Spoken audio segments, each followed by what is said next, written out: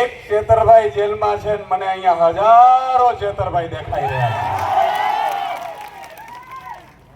જય આદિવાસી, ભારત માતા કી ઇન્કલાબ। મિત્રો, આજે હું જ્યારે જ્યારે ડેડિયાપાડા, નર્મદા અને આદિવાસીની ધરતી ઉપર આવું છું ત્યારે મને ભારતના એ મહાન આદિવાસીઓ નજરે પડે છે જેણે આ ધરતીને બચાવી છે સાહેબ। જળ જંગલ જમલને તમે બચાવી છે સાહેબ।